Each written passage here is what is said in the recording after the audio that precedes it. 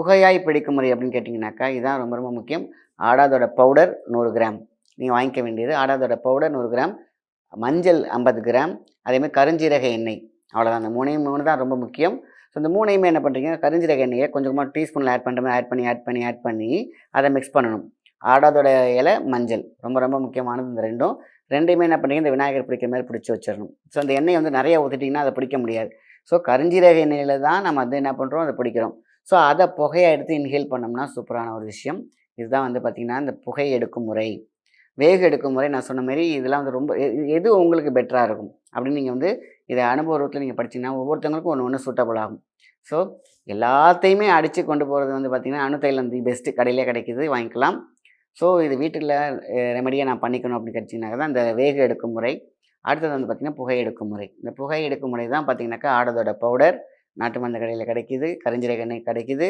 அதே மாதிரி வந்து பார்த்திங்கன்னா மஞ்சள், அதாவது 100 கிராமுக்கு 50 கிராம் மஞ்சள் போட்டு நல்லா மிக்ஸ் பண்ணி கருஞ்சீரக எண்ணெயில் வந்து நம்ம என்ன பண்ணுறோம், மிக்ஸ் பண்ணி அதை வந்து ஊதுபத்தி மாதிரி வச்சிங்கன்னா அந்த புகை வரும் பார்த்தீங்களா, அதை இன்ஹேல் பண்ணலாம். கொசு இருக்கும் காலங்களில் இதை நம்ம வீட்டில் ஏற்றி வச்சோம்னா கொசு வராது.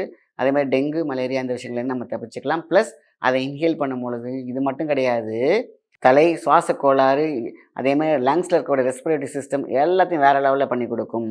அப்போ மூச்சு திணறல் இருக்கவங்களாம் இதை அழகாக யூஸ் பண்ணலாம். நான் அந்த புகையை எடுத்தேன்னா எனக்கு இன்னும் அதிகமாக மூச்சு திணறல் இருக்கவே இருக்காது.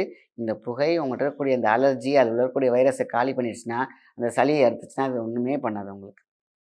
ஸோ அதனால் இந்த பதிவுலாம் அந்த காலத்தில் நம்ம முன்னோர்கள் அழகாக செஞ்சுருக்காங்க. ஒருத்தர் அழகாகவே இந்த ஒரு பதிவில் சொல்லும் பொழுது, ஏங்க இது வந்து நானே வந்து லைட்டாக ஒரு சின்ன ஒரு வண்டியோட புகை பட்டாலே நான் வந்து மூச்சு திணறி போயிடுவேன், நீ புகையை போட்டு இழுக்க சொல்கிறியாப்பா அப்படின்னு தெளிவாகவே கேட்டிருந்தாங்க. அதான் சொல்லியிருந்தேன், வண்டியோட புகை வேறுங்கிறது, இது மூலிகை புகைங்கிறது வேறு.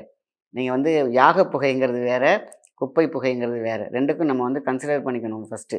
அது 2யும் போட்டு குழப்பிக்கக்கூடாது. என்றைக்குமே மூலிகை ஒரு யாகத்தில் உட்காந்தோன்னு கேட்டிங்கன்னா சளி அறுத்து கொட்டும். காரணம் என்ன, மூலிகையோடைய உள்ள சுவாசிக்கும் பொழுது பார்த்திங்கன்னா மண்டையில் இருக்கிற சளியெல்லாம் கரைஞ்சி ஊற்றிடும் அப்படியே. அதேமாதிரி மூலிகையில் இருக்கக்கூடிய புகைகள் எல்லாமே மூச்சு திணறல் இருந்தாலும் எடுக்கலாம். அது உண்மையிலே கொஞ்சம் கொஞ்சமாக சரி பண்ணி கொடுத்துரும். அந்த மாதிரி மூச்சு அடைச்சி போகாது. அதனால் நீங்கள் எதுவும் கவலைப்பட தேவையில்லை.